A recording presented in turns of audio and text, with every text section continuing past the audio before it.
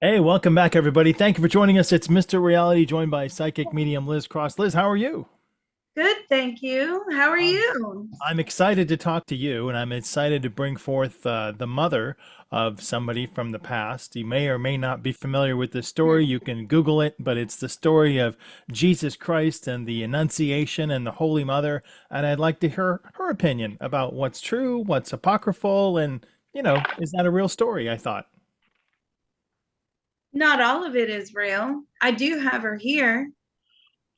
Mother Mary, it's an honor and a privilege to speak to you. Thank you for joining us. Everyone, I'm sure, is fascinated and would love to hear what you have to say. Great. A lot of it has been distorted and watered down, changed. A lot of it was oral history, obviously. And unfortunately, as oral history goes, it ends up being distorted. Is it something that she can feel comfortable talking to us candidly about, or are there topics that we should shy away from? I mean, this isn't really something we're supposed to do, but we're gonna do it, right? I mean, she's gonna answer our questions truthfully. Okay, I'd like to know, what was her childhood like in that era as Mother Mary? It was poverty stricken. Okay. She's telling me they barely ever had any food. They were just simple farmers. Uh, her father was not that nice to her. And she, in her heart, would always pray to God, right? She knew that this was not a multi-God sort of universe, right? This Yeah, was there was a lot of God, polytheism then. right? Polytheism, exactly. You're always so good with words, and I'm like stumbling. Um, and she would pray to God to show her a sign that he exists. And when she was visited by an angel in Luke chapter 1, it says there was an angel Gabriel appeared that it announced that she will conceive and give birth to Jesus, the Son of God, or Yeshua, the Son of God, referred to the Annunciation. Can she explain if that was in a dream, if that was an abduction experience? How did that transpire in her own memory? You've really prepared today. Thank you. Everybody, he has a tip jar down below. And a Um, clip in my head that always, goes through the connects to the internet. so she's saying she had a vision. And I'm asking her, were you a medium? No. Were you a psychic? She was very, very intuitive in that lifetime, but she had a vision. It came to her not in a dream. She was at total desperation point. I feel like her father was also quite physically abusive to her, is what I'm getting, and to her mother as well. And it was like living in hell, right? There had to be a better way. And so did she leave there? What, did she have the ability to leave, or did she No. grow up in that household and into her adulthood? So she was actually sold. Yeah. Well, that was commonplace though back then. And Uh, was how did her husband Joseph come into play? Was he there as the purchaser? Was he there as her boyfriend? no, they didn't know each other really before they were married. Um, Joseph and his father or another male turned up. I believe it was his father. And they traded some livestock for Mary. And that was it. She was sent to live with them. And was she pregnant at that time, or had she Jesus not been conceived? No, she was not pregnant at that time. How old were you? She was 14. And when was Jesus conceived? And was that by Joseph, or was that by holy intervention, or She was pregnant with Joseph. I mean, sorry, with Jesus. She was pregnant with Jesus around age 18, 19. can she describe if that was an alien intervention, if that was from Joseph siring as the father, or an angelic intervention? So here's the reason it kind of is like the Virgin Mary, okay? Because she had no real understanding about sex, sexual activity, um, where babies came from. Those were not the kind of conversations they had in her household. Also, when she went to Joseph's household, it was pretty much male dominated. I don't feel that females really had that sort of power to communicate, to talk. They would have to go into other areas or other rooms if allowed to. And they were able to have very quiet conversations. But this is the structure that she was in. And it was very difficult to communicate information. Funny, I did a CTT session on that this morning. And she, you know, she didn't know how she got pregnant. She obviously got pregnant, she's telling me, because of Joseph, but because neither of them had this true understanding of where babies came from, right? That's why it was perceived like the Virgin Mother. You know, did having sex actually create a child? Well, we know now that it did, but previously they both did not have that knowledge. You know, they were quite simple, just simple farming people. So it wasn't a case of parthenogenesis. No, Okay. And then, as Mary, what number soul incarnation was that lifetime?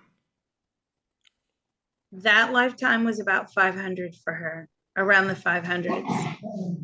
And so her son, the first son, is born, Jesus and Joseph. I'm sure they're very happy. Congratulations. And did they know then that there's something different about this kid, or did he grow up, through a normal childhood, have tantrums and levitate toys?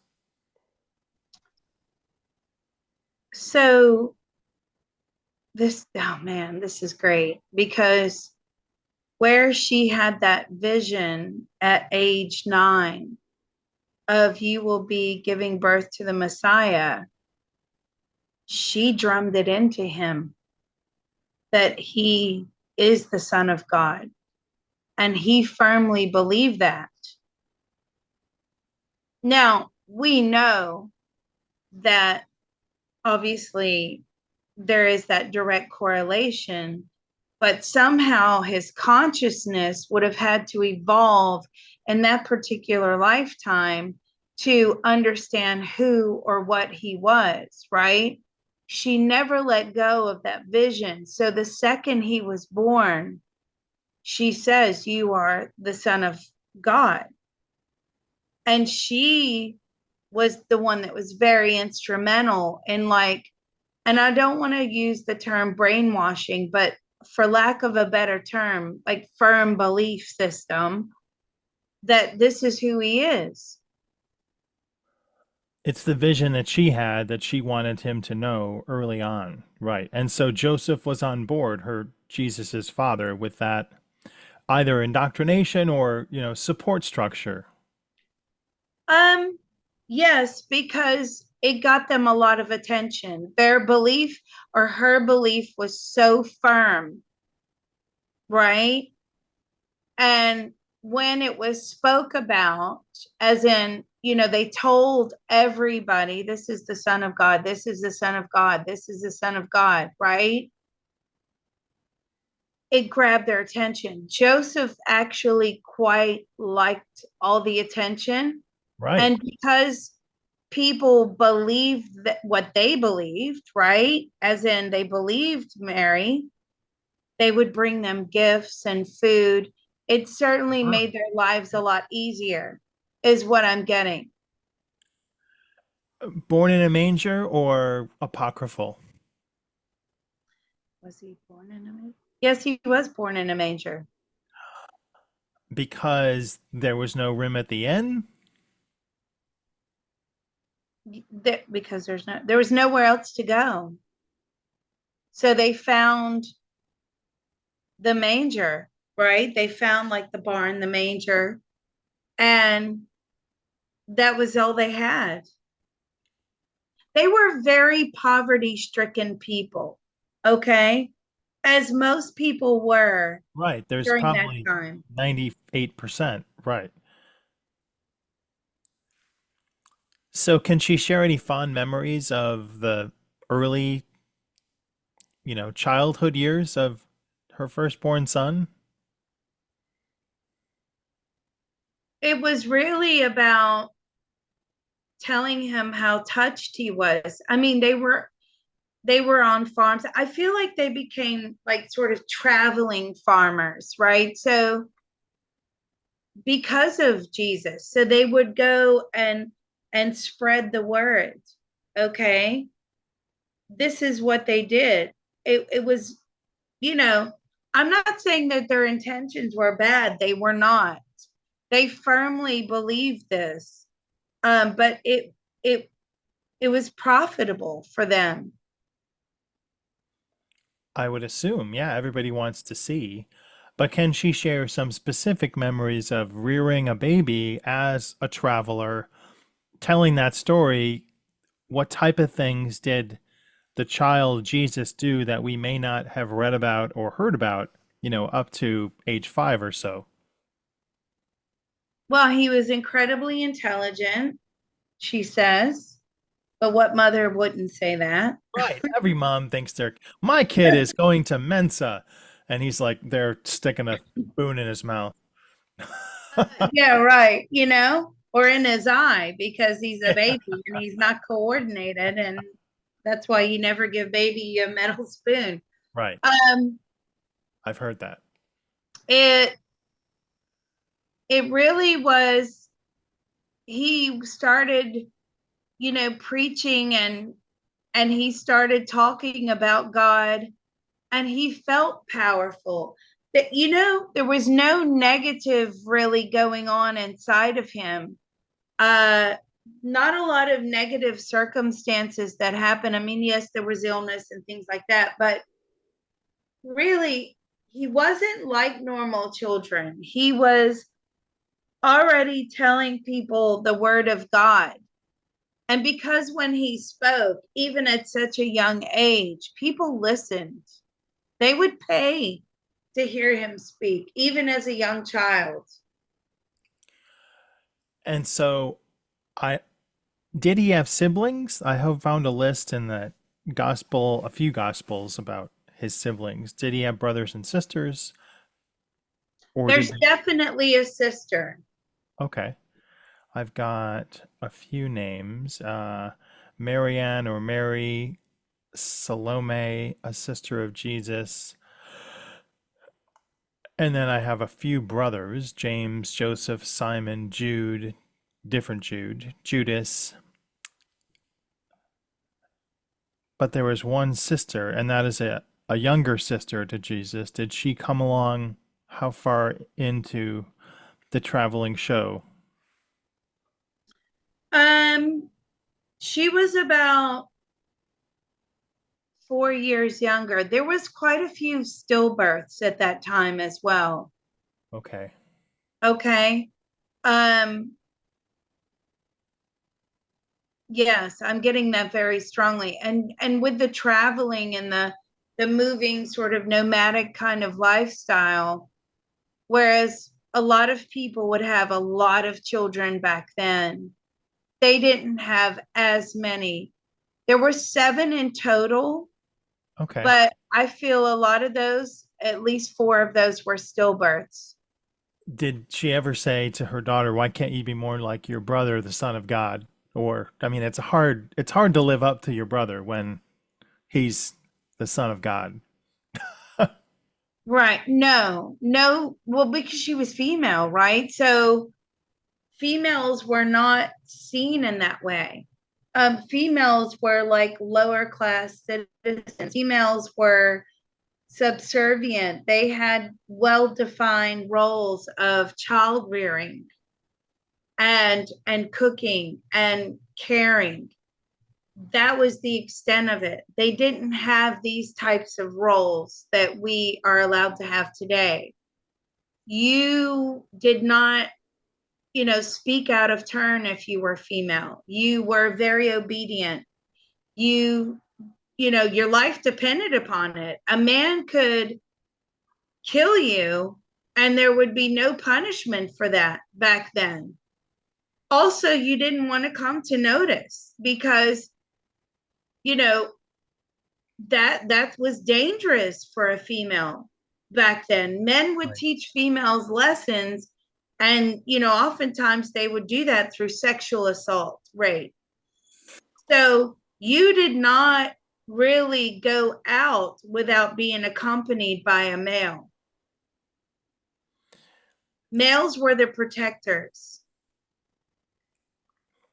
And did she and Joseph have a long, successful marriage? It was hard. She says it wasn't that long. I feel like they probably died in their late 30s, early 40s. Wow. Um, they didn't live very long lives at all. And it was difficult because they often disagreed. But this was for Joseph, he kind of turned this into a business. And how many times has Mary incarnated since her incarnation as Mother Mary? Or once you're the son of mother of the Son of God, that's it. No, she's been back. She's not on the earth plane at the moment, but her lifetimes are always so exceptionally important that she's only been back four times. Wow. It's not often when I can't find something to say. How was her faith tested during this time of travel and moving around with her son and Uh, family? how was your faith tested? Well, it was tested through stillbirths and weather events, starvation, famine, not having access to clean water and food, being on the road, like traveling. And literally, she's telling me their life was like one miracle after another. Like one minute they wouldn't have food, and then somebody comes with food. One minute they didn't have a horse, and then somebody would come with a horse. So it really, they were able to live sort of almost like a better life than most people because a lot of things were given to them. But Mary would always pray and something would come along, which furthered her belief system that Jesus was the Son of God. Was that just manifestation? Was that good luck? Or was that because your son is the Son of God? She just said it was because God provided for them, and he needed to. He needed to provide for them as they were rearing his son. And so there are some gap years that we don't know. People say he went to Europe, Scotland. There's a lot of speculation.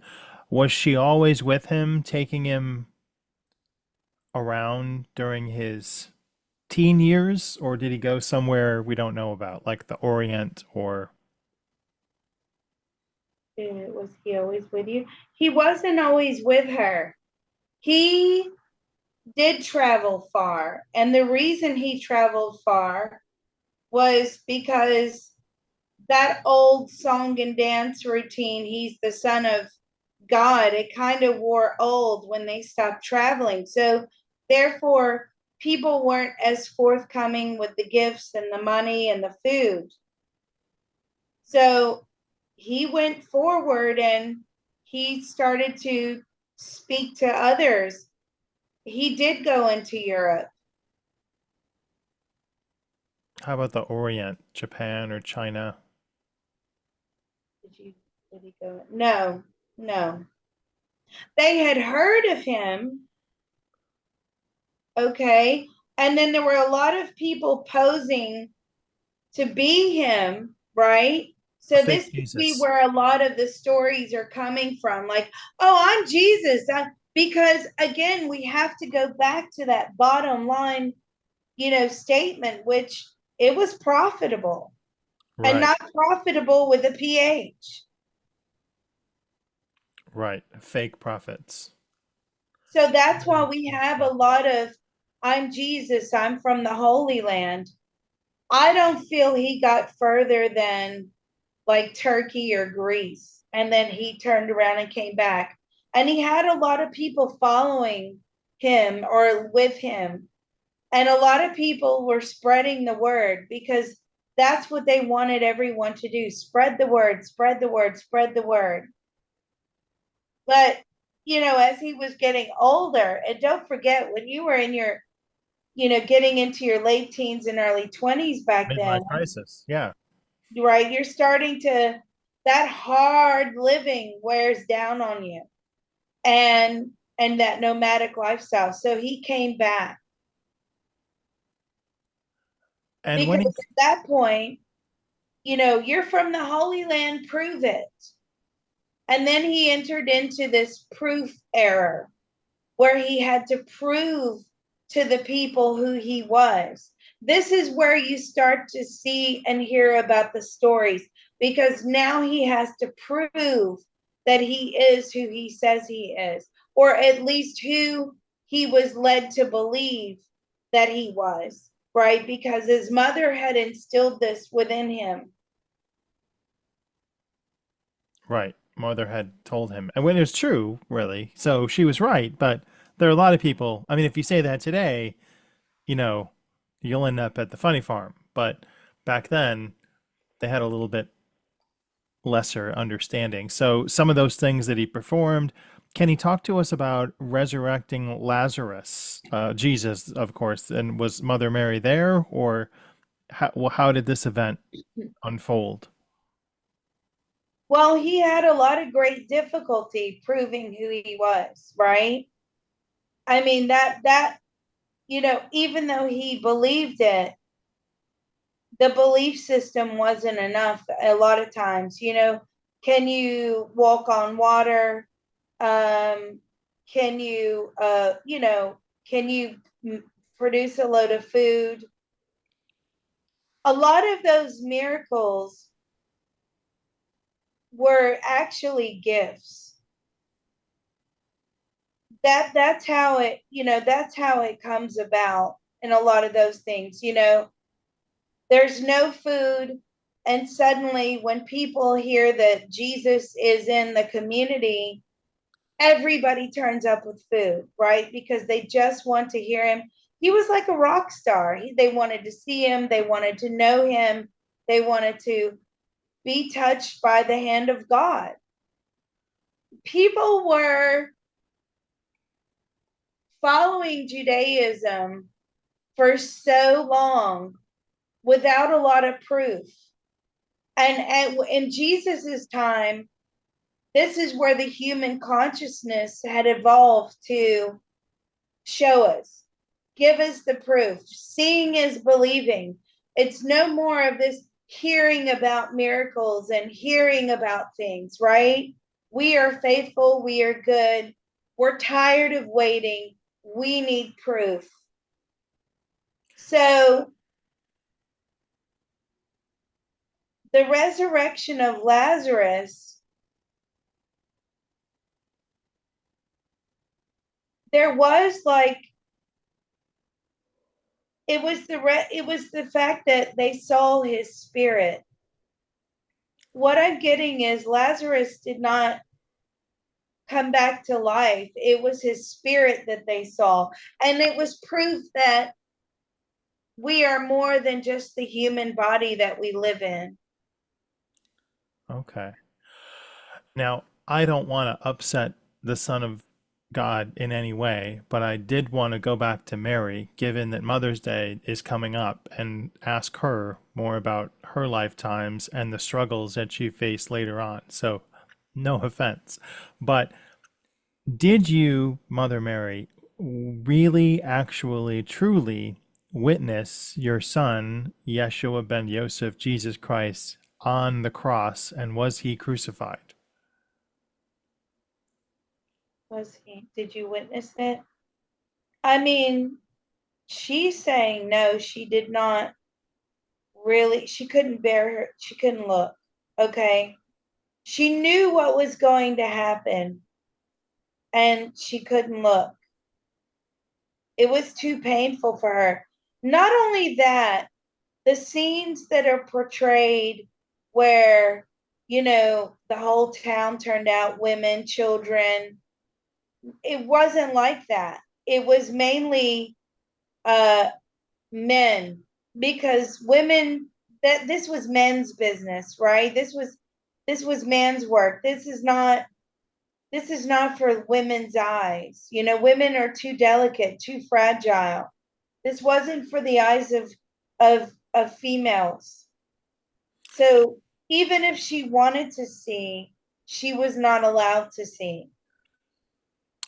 So it did happen. She said she died in her 30s, so wouldn't she have been not around at that time? No, I feel like this is at the tail end of her lifetime. So she lived later than that, like into her 50s. So late 30s, early 40s. Well, don't forget, she says she had him around 18, 19. So I thought he died on the cross when he was 33 or 27. Was he 33? No, he wasn't 33. He was much younger than that. Much younger. And so there are stories of he and Mary Magdalene marrying, moving to Europe, and having kids. Can she tell us if those rumors are true or false? What, Jesus and Mary? Jesus and Mary Magdalene, yes. Mary Magdalene, were they, no, no. What is she saying? She's saying that, no, that didn't happen. There's a few books, Holy Blood, Holy Grail, the Merovingian bloodline, that talk about the bloodline of Jesus. So is there any children that are descendant from any Jesus children? So lots of women wanted to have children with Jesus, okay? And this was a problem. Not for Jesus. Well, no, right. Not unless they have child enforcement laws, child support laws back then, which they Oh, right. did. That's a whole nother show. He was more, I'm asking him, were you faithful to your wife, Mary Magdalene? Not Was he really. married to Mary Magdalene? Is that true? I don't feel that they were married. I Was feel she that they like a were side together. girlfriend?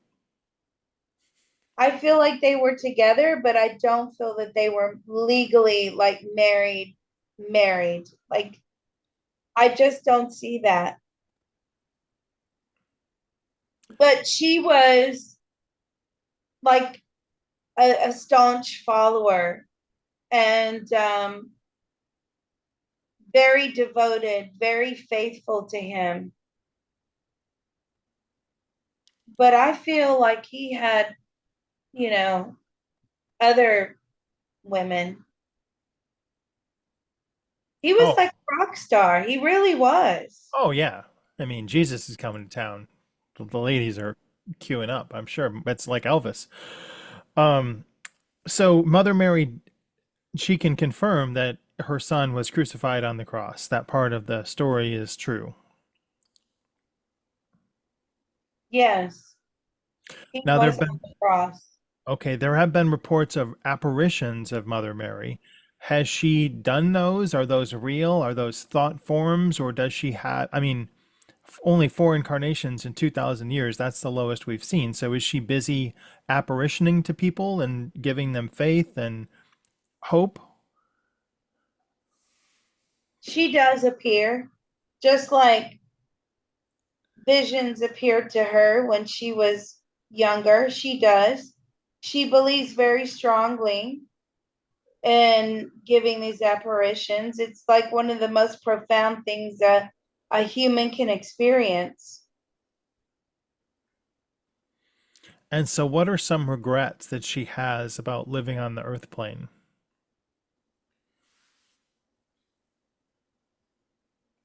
The struggle, it's very difficult. Um, and the struggle is palpable. I mean, it eats your soul, especially like back in those days. It was extremely hard. People were dying left, right, and center, and nobody knew what to believe. Women were not really allowed to be educated, they were treated like slaves. And what does she feel about the human condition on earth 2,000 years after the crucifixion? What are her opinions and observations? Well, her opinion is very little has changed. We have fast cars now. Yeah, right. We have fast cars. Yeah, I mean, but for her, because her heart is really in that area of the world. And with all the, she's telling me, with all the fighting and the war and the warring religions and she's like, I can't believe we're still doing this. And so, does she have an ear to her son? Can he tell us why this is still happening? Why does this struggle? Because humans are not, they can never agree. People aren't willing to compromise and come to an agreement. Somebody always has to be right. And that is the flaw in the human condition. Everyone can have an opinion. That's my new philosophy. Hey, if you hate what I say, that's your opinion, but, don't hate me for having an opinion. Everyone's opinion is valid, even if it's wrong from me. But, just that's going to make people happier, I think. Can she share one of her top three favorite memories of her lifetime as Mother Mary? Singing to her babies. What'd she sing about? Well, they were mostly religious songs, God, about God. They were in Hebrew. Um, and just the amount of joy that Jesus and her babies, her daughter, and then I feel like there was another son there as well. And just the kindness that they received from so many people until they didn't, right? It was kindness and love and charity and giving until it was, here we go again. There's nothing to see here. This is all just verbal. This is all word of mouth again. We need the proof. And it was when they started demanding proof, that's when things turned on them very quickly. It's surprising that I asked about a happy memory and she brought that back. So there still must be a lot of resentment towards the people and not having faith.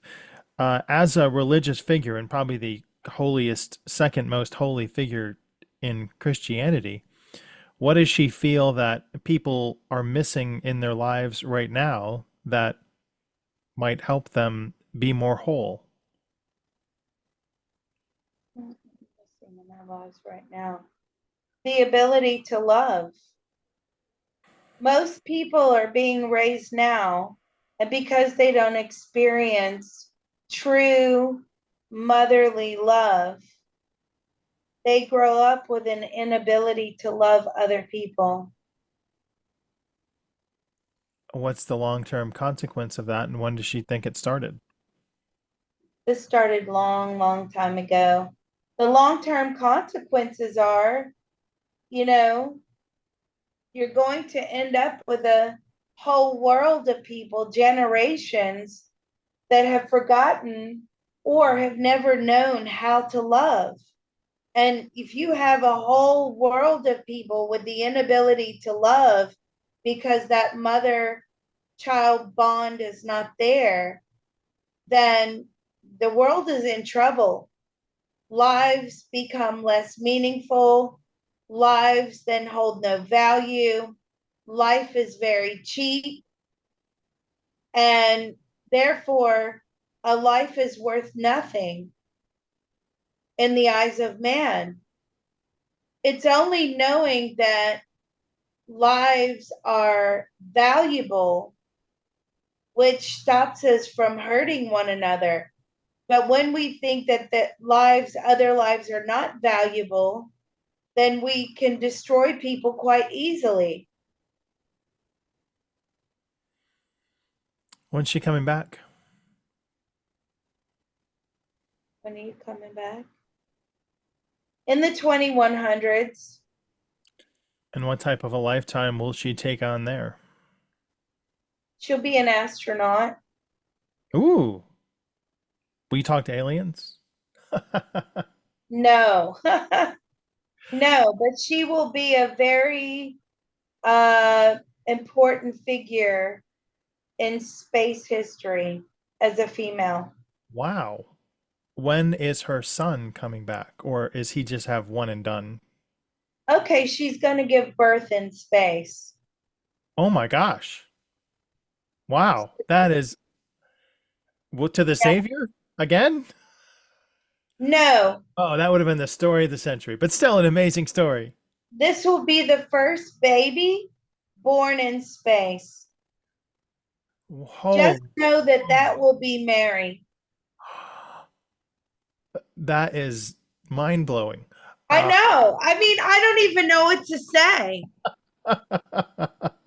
It's like, wow. Okay, It's so like you didn't do, what can I do next? She's thinking, how can I make it better than delivering the birth to the Son of God?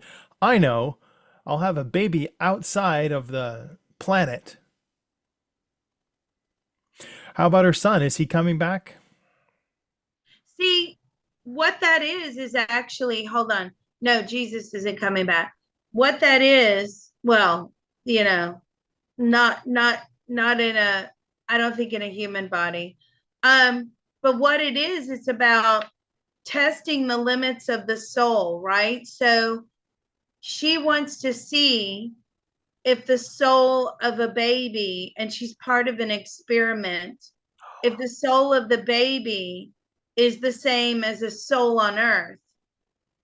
And she's actually going to be up there for how long before you give birth? About a month and a half. So she's going to actually be up there with a team of doctors, obviously, um, a month and a half before she gives birth. However, you know, even though it's testing the human experience as well, it's a flawed concept because the soul enters the body at heartbeat. Okay. And I've had that question before. I've had my embryos frozen. Am I freezing souls? No, because I got the information that the soul enters the body at the first heartbeat. Oh, So the soul will have already be, will already be in place inside the baby when well, she's pregnant and she's in space. Now, nothing will go wrong with the birth. And then of course the baby they'll come back down, and then she'll be forever known as the first woman, or really the only woman, to give birth in space, because it's kind of been there, done that sort of deal. I don't think it's going to be on the moon. I don't think it's going to be Mars. I think it's just going to be in a vessel somewhere in space. I wonder what kind of passport you can get if you're a baby, if you're born in space. Like you get a Space Force passport or something. I don't know. I don't know what kind of passport. Where's the citizenship? Yeah. What is the citizenship of a baby born in space? Well, it will probably take the citizenship of the mother. Are you going to be American? No, she's not going to be American. She's possibly going to be Russian. Wow. Mother Mary, thank you so much for sharing your time with us and giving us these messages. And we wish you a wonderful Mother's Day. I wish you all out there happy Mother's Day. And Liz, happy Mother's Day to you next weekend. I love Mother's Day. This is the best job in the world. Liz, what's the best job in the world? Being a psychic medium or a mom? Mom.